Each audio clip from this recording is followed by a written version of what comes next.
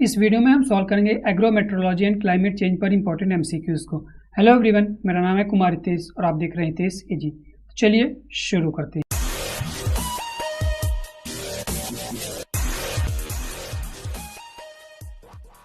Question number 1, wind vane is use to determine. जो wind vane है वो किस चीज़ को डिटरमाइन करने के लिए यूज किया जाता है? विंड स्पीड को, विंड फोर्स को, विंड डायरेक्शन को, या ऑल ऑफ द अबव। तो विंड वेन होता है वो हमारा विंड के डायरेक्शन को डिटरमाइन करता है, किस डायरेक्शन में विंड चल रही है। तो उसके लिए डिटरमाइन करने के लिए कौन होता है? Wind vane. ठीक है। विंड स्पीड ये कौन करता है? एनीमोमीटर। ठीक है। विंड स्पीड को कौन करता है? एनीमोमीटर। अगर बात करें विंड फोर्स का, ठीक है, सी में, ठीक है, कहाँ पर? विंड फोर्स सी में, तो कौन डिटरमाइन करता है? Beaufort scale. ठीक है, ब्यूफोर्ट स्केल, ये चीज याद रखना है। और स्पीड कौन करता है? एनीमोमीटर। ठीक है, एनीमोमीटर को करता है विंड स्पीड को, विंड डायरेक्शन को विंड वेन, और ब्यूफोर्ट स्केल करता है विंड फोर्स इन सी। तीनों चीज याद रखना है। Then question number 2, generally wind vane should be kept. जो विंड वेन है कैसे रखना चाहिए अगर आप विंड स्पीड नाप रहे हैं तो? East of the building, north of the building, south of the building, या टॉप ऑफ द बिल्डिंग। ठीक है, तो जो विंड वेन की डायरेक्शन होती है वो east of the building. Option number A क्या हो जाएगा? Wind vane should be kept east of the building. ठीक है, विंड डायरेक्शन को मेजर करने के लिए हमें कहाँ रखना चाहिए? East of the building. Friends, अगर आपने प्रीवियस वीडियोस नहीं देखी इसी टॉपिक पर तो लिंक आपको डिस्क्रिप्शन में मिल जाएगा, या एग्रोमेट्रोलॉजी की जो प्लेलिस्ट है वहाँ सर्च कीजिएगा यूट्यूब पर मेरे, वहाँ पर आपको मिल जाएगा, जहाँ से जाकर आप सभी वीडियोस देख लीजिएगा। Then question number 3, types of rain gauge include. जो रेन गेज है कितने प्रकार के हैं पूछा है, कौन कौन से हैं? ठीक है, graduated cylinder, weighing gauge, tipping bucket gauges, या ऑल ऑफ द अबव। ठीक है, तो टाइप ऑफ रेन गेज में सभी आएंगे, ग्रेजुएटेड, वेगिंग और टिपिंग गेजेस सभी आ जाएंगे। तो ऑप्शन नंबर यहाँ पर डी क्या हो जाएगा? Correct. Type of rain gauge include option number D, all of the above. Then question number 4, the headquarter of world meteorological organisation is located in. जो हेडक्वार्टर है वर्ल्ड मेट्रोलॉजिकल ऑर्गेनाइजेशन का वो कहाँ पर है? केप टाउन में है, Geneva Switzerland में है, कॉर्डोबा में है, या ट्रिनिडैड में है। ठीक है, तो जो हेडक्वार्टर है वर्ल्ड मेट्रोलॉजिकल ऑर्गेनाइजेशन वो कहाँ पर है? Geneva Switzerland. ठीक है, ऑप्शन नंबर बी यहाँ पर क्या हो जाएगा? जिनेवा स्विट्जरलैंड में। इंडिया में पूछेगा जो इंडिया मेट्रोलॉजिकल ऑर्गेनाइजेशन, ठीक है, ये डिपार्टमेंट कहाँ पर है? IMD, India meteorological department. तो इस समय इंडिया में कहाँ पर है? दिल्ली में। ठीक है, इससे पहले पुणे में था, तो पुणे मत लगा के आएगा, बहुत लोग को अभी पुणे ही याद है, कहाँ पर है? पुणे में। पुणे में नहीं है, कहाँ पर है? दिल्ली में। पुणे से शिफ्ट हो चुका है दिल्ली में। Then question number 5, the automated weather measurement is taken. जो ऑटोमेटेड वेदर मेजरमेंट होता है, ऑटोमेटिक वेदर मेजरमेंट होता है, वो कब लिया जाता है? वंस इन अ आवर, घंटे में एक बार, only once in a day, two in an hour, मतलब एक घंटे में 2 बार, या ओनली 2 इन अ डे। ठीक है, तो ऑटोमेटिक वेदर मेजरमेंट होता है वो once in a hour. Option number A क्या हो जाएगा? वंस इन अ आवर, एक घंटे में एक बार लिया जाता है। ठीक है, अगर वहीं मैनुअल जो होता है, ठीक है, एक तो ऑटोमेटिक हो गया, एक हो गया मैनुअल, जो मैनुअली वर्क करता है, तो मैनुअली हमारा लिया जाता है once in a day. Then option number आपका बी क्या हो जाएगा? करेक्ट। अगर मैनुअल पूछे तो वंस इन अ डे, अगर ऑटोमेटेड वाला पूछे, ऑटोमेटिक पूछे तो वंस इन अ आवर। दोनों याद रखना है। ठीक है, then question number 6, the government of India establish the India meteorological department in the year. जो गवर्नमेंट ऑफ इंडिया है वो इंडिया मेट्रोलॉजिकल डिपार्टमेंट किस ईयर में उन्होंने एस्टेब्लिश किया? 1871 में, 1873 में, 1870 या 1875। ठीक है, IMD, इंडियन नहीं है, याद रखिएगा, इंडिया मेट्रोलॉजिकल। आपको ग्रामेटिकली थोड़ा सा सही नहीं लग रहा होगा, लेकिन इसका नाम ही है इंडिया मेट्रोलॉजिकल डिपार्टमेंट। ठीक है, तो कब हुआ? 1875। ऑप्शन नंबर डी क्या हो जाएगा? करेक्ट। कहाँ पर? पुणे में।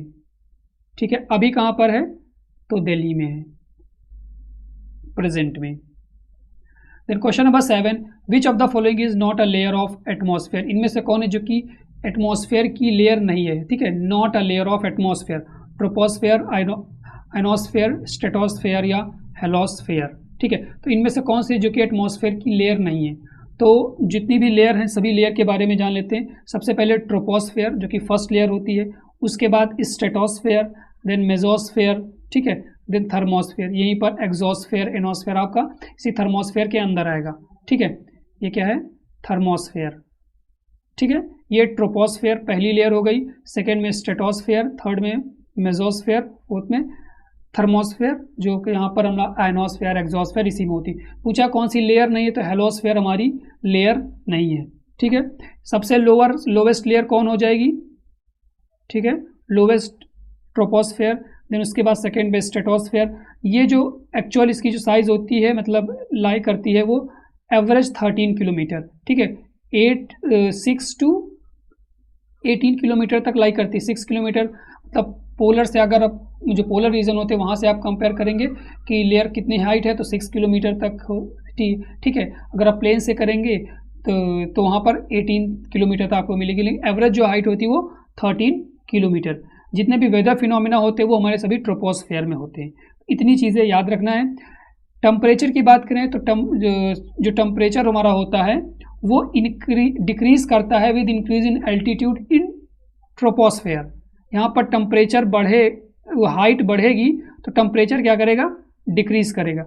बट उसी का अपोजिट हो जाता है स्ट्रेटोस्फेयर में। स्ट्रेटोस्फेयर में क्या होता है कि टेम्परेचर अगर हाइट बढ़ेगी तो टेम्परेचर भी क्या करेगा, बढ़ेगा, ठीक है। ये डिफरेंस है दोनों लेयर में, याद रखना कि with increase in height in troposphere temperature decreases and in case of stratosphere with increase in height temperature also increases। ये डिफरेंस है दोनों में। ओजोन लेयर किस में पाई जाती है, तो ये भी स्ट्रेटोस्फेयर में पाई जाती है, ठीक है।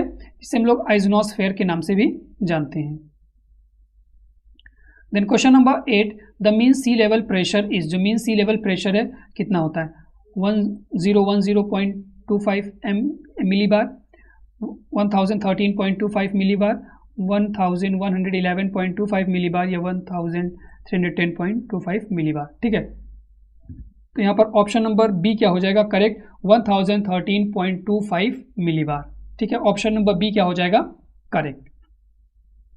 Then question number 9, the weather phenomena rain occurs in, जो वेदर फिनोमिना रेन है वो किस लेयर में अकर होती है एटमॉस्फेयर के, मेसोस्फेयर, स्ट्रेटोस्फेयर, ट्रोपोस्फेयर और थर्मोस्फेयर, ठीक है। तो जितने भी वेदर फिनोमिना है वो कहाँ पर प्लेस करते हैं, टेक प्लेस होते हैं, ऑप्शन नंबर सी ट्रोपोस्फेयर में। All weather phenomena occurs in troposphere, जिसकी हाइट होती है 6 किलोमीटर टू 18 किलोमीटर, ठीक है। एवरेज होती है 13 किलोमीटर, ठीक है। एवरेज हाइट 13 किलोमीटर है, जो कि 80% ऑफ द एटमॉस्फेरिक मास होता है किसमें, ट्रोपोस्फेयर में, ठीक है। 80% एटमॉस्फेरिक मास कहाँ पर होता है, ट्रोपोस्फेयर में। जितने भी वेदर फिनोमिना होते हैं, रेन, स्टॉर्म, जो भी आते हैं कहाँ पर आते हैं, ट्रोपोस्फेयर में, ठीक है। Then question number 10 important question है, for forecast based on dash and dash are important for agriculture. कौन से फोरकास्ट जो किस चीज़ पर बेस्ड होते हैं जो कि एग्रीकल्चर के लिए इंपॉर्टेंट है, air temperature, precipitation temperature, temperature, frost या ह्यूमिडिटी एंड प्रेसिपिटेशन, ठीक है। तो forecast which are based on precipitation and temperature are important for agriculture. Option number B क्या हो जाएगा यहाँ पर correct. Then question number 11, synop, climate and temp are, ये तीनों चीज़ें क्या हैं, फोरकास्टिंग सिस्टम है, वेदर पैरामीटर्स हैं, बोथ ए एंड बी, या मेट्रोलॉजिकल कोड्स हैं। तो मेट्रोलॉजिकल कोड्स ये नहीं है, ये क्या है, forecasting system and weather parameter में option number C both A and B क्या हो जाएगा यहाँ पर correct. Synop, climate and temp are the forecasting system as well as weather parameter. हमारे टेम्परेचर, ह्यूमिडिटी सब क्या होते हैं, वेदर पैरामीटर्स होते हैं। Then question number 12, which monsoon is known as retreating monsoon, किस मानसून को हम लोग रिट्रिएटिंग मानसून के नाम से जानते हैं, north east monsoon, south west monsoon, western disturbance या नन ऑफ दिस, ठीक है। तो कौन से मानसून हम लोग जल्दी पढ़ा है कि south west monsoon, north east monsoon, western disturbance, ठीक है। 3 तरीके के मानसून पढ़े। तो पूछा है कि कौन सा रिट्रिएटिंग मानसून होता है, ठीक है। तो नॉर्थ ईस्ट मानसून जो होता है वो हमारा रिट्रिएटिंग मानसून के नाम से जाना जाता है, जो कि 15% ऑफ द रेनफॉल को कंट्रीब्यूट करते हैं। मेनली कहाँ पर, और ये इसका ऑनसेट कब होता है, तो 15 अक्टूबर, ठीक है। 15 अक्टूबर का इसका ऑनसेट होता है, मतलब इस दिन ये आता है पहली बार। तो अगर साउथ वेस्ट मानसून की बात करें तो 85% जो रेनफॉल इंडिया में होती है वो हमारी साउथ वेस्ट मानसून की वजह से होती है। इसका ऑनसेट कब होता है, 1 जून को, ठीक है। एंड अप्रोक्स 15 अक्टूबर तक ये पूरे भारत में खत्म हो जाता है। ठीक है, 1 जून को ये उसका ऑनसेट होता है। ठीक है, और चीज़ याद रखना है कि जो ये होता कहाँ आता, कहाँ, केरला। ठीक है, केरला में इसका ऑनसेट साउथ ईस्ट का कहाँ, साउथ वेस्ट का कहाँ होता है, केरला में। और जो नॉर्थ ईस्ट मानसून होता है ये मेनली हमारा तमिलनाडु एंड आंध्र प्रदेश में बारिश करता है। सबसे पहले तमिलनाडु में हैवी रेनफॉल करेगा, then followed by Andhra Pradesh. तो इन दो जगह पर जो सबसे ज़्यादा बारिश होती है वो किसकी वजह से होती है, नॉर्थ ईस्ट मानसून की वजह से। बाकी पूरे भारत में जो भी मानसून के लिए रिस्पॉन्सिबल है वो साउथ वेस्ट मानसून है, जो कि 85% ऑफ द रेनफॉल करता है, 15% हमारा नॉर्थ ईस्ट करता है। ठीक है, नेक्स्ट क्वेश्चन है question number 13, who is related with the classification of climate. इनमें से कौन है जो कि क्लासिफिकेशन ऑफ क्लाइमेट से रिलेटेड है, de Candolle, classification, Koppen, Troll या ऑल ऑफ दी अबव। ठीक है, तो यहाँ पर सभी क्या है, साइंटिस्ट क्लासिफिकेशन ऑफ क्लाइमेट से रिलेटेड है। ऑप्शन नंबर डी क्या हो जाएगा, correct. Then question number 14, the method adopted bye ICRISAT Hyderabad for classifying semi arid tropics in India is. ठीक है, कौन सा मेथड क्लाइमेट का अडॉप्ट किया गया है, ICRISAT international crop research institute for semi arid tropics, कहाँ पर लोकेटेड है, तो हैदराबाद आंध्र प्रदेश में लोकेटेड है। ठीक है, कौन सा मेथड को अडॉप्ट किया गया है for classifying semi arid tropics, de Candolle classification, Koppen, Troll या थ्रॉन्टवेट क्लासिफिकेशन। ठीक है, तो ट्रोल का क्लासिफिकेशन है, ट्रोल क्लासिफिकेशन 1965 वो ICRISAT द्वारा अडॉप्ट किया गया है सेमी एरिड ट्रॉपिक्स को क्लासिफाई करने के लिए। ऑप्शन नंबर यहाँ पर सी क्या हो जाएगा, करेक्ट। ठीक है, ये जो क्लासिफिकेशन है सुटेबल है एग्रीकल्चर पर्पस के लिए, तो ये चीज़ याद रखना है। Then question number 15, the primary green house gases in the earth atmosphere are. ठीक है, ये इज आर जो प्राइमरी ग्रीन हाउस गैसेज है अर्थ एटमॉस्फेयर में कौन कौन सी हैं, water vapour, methane, carbon dioxide. Mostly student क्या करेंगे, वाटर वेपर कहेंगे, वाटर तो नहीं आता बट वाटर वेपर भी है। तो ऑप्शन नंबर यहाँ पर डी क्या हो जाएगा, करेक्ट। ठीक है, water vapour, methane and carbon dioxide सभी क्या है, ग्रीन हाउस गैसेज है। नेक्स्ट क्वेश्चन है question number 16, the inaccuracy of weather forecasting is due to. ठीक है, जो वेदर फोरकास्टिंग में इनएक्यूरेसी आती है, ठीक है, सही रीडिंग नहीं आती, सही चीज़ें नहीं पता चलती, वो किसकी वजह से आता है, लैटिट्यूड की वजह से, एल्टीट्यूड की वजह से, टोपोग्राफी या chaotic nature of the atmosphere. ठीक है, तो किसकी वजह से आता है, chaotic nature of the atmosphere. इसका मतलब क्या होता है कि मतलब जो हमारा एटमॉस्फेयर है बहुत अस्त व्यस्त रहता है, बहुत सही नहीं रहता, उसकी वजह से इनएक्यूरेसी आती है वेदर फोरकास्टिंग में। तो यहाँ पर ऑप्शन नंबर डी क्या हो जाएगा, करेक्ट। देन क्वेश्चन नंबर 17, अ लो प्रेशर सिस्टम इंडिकेट। जो लो प्रेशर सिस्टम है वो किस चीज़ को इंडिकेट करता है, low chance of rain, greater chance of rain, no chance of rain या ऑल ऑफ दी अबव। ठीक है, तो लो प्रेशर सिस्टम अगर हो रहा है कहीं पर, इसका मतलब समझ लीजिए कि बारिश काफ़ी ज़्यादा हो गया, greater chance of rain, high chance of rain. Option number B क्या हो जाएगा, करेक्ट। यहीं पर अगर हाई प्रेशर है तो ये दिखाता है कि हमारा जो वेदर है वो काम है, ठीक है, लेकिन लो प्रेशर है तो ग्रेटर चांस ऑफ रेन को शो करता है। Then question number 18, octas is the term used for. जो ओक्टाज है वो टर्म है किस चीज़ के लिए यूज़ किया गया, क्लाउड हाइट के लिए, क्लाउड कवर के लिए, क्लाउड डेंसिटी के लिए या क्लाउड लेयर्स के लिए। ठीक है, ओक्टाज है वो हमारा क्लाउड कवर के लिए टर्म यूज़ किया जाता है। ठीक है, टर्म याद रखना इंपॉर्टेंट है। क्लाउड कवर के लिए कौन सा टर्म यूज किया था, octas. Then question number 19, the persistent type of monsoon in India observed in. जो परसिस्टेंट टाइप ऑफ मानसून है इंडिया में वो कहाँ पर ऑब्जर्व किया जाता है। फ्रेंड्स उससे पहले बता दूँ, अगर आपको एग्रीकल्चर कंपटीशन की तैयारी कर रहे हैं आप, अगर आपको पेड PDF चाहिए किसी भी सब्जेक्ट की तो हमारे पास अवेलेबल है, हमें कांटेक्ट कर सकते हैं हमारे व्हाट्सएप नंबर पर 7905601596। ठीक है, इस पर आप कांटेक्ट कर सकते हैं। PDF हमारे पास आपको मिल जाएगी। ठीक है, याद रखना जो PDF होंगी वो पेड PDF होंगी, उसको आपको कॉस्ट लगेगा, परचेज करनी पड़ेगी, कॉस्ट एकदम मिनिमम होगी, ये चीज़ याद रखिएगा, कॉस्ट बहुत ज़्यादा नहीं लूँगा। अगर आप बल्क में परचेज करते हैं तो आपको डिस्काउंट भी मिलेगा। और हमारा चैनल है टेलीग्राम हितेश AG के नाम से, उसको आप लोग ज्वाइन कर लीजिएगा, क्योंकि जो भी इन्फॉर्मेशन आती है सबसे पहले वो हम टेलीग्राम पर स्टूडेंट को शेयर करते हैं, तो इसको भी आप लोग ज्वाइन कर लीजिएगा। ठीक है, अगर आपको PDF चाहिए तो आप हमसे कांटेक्ट कर सकते हैं इस नंबर पर।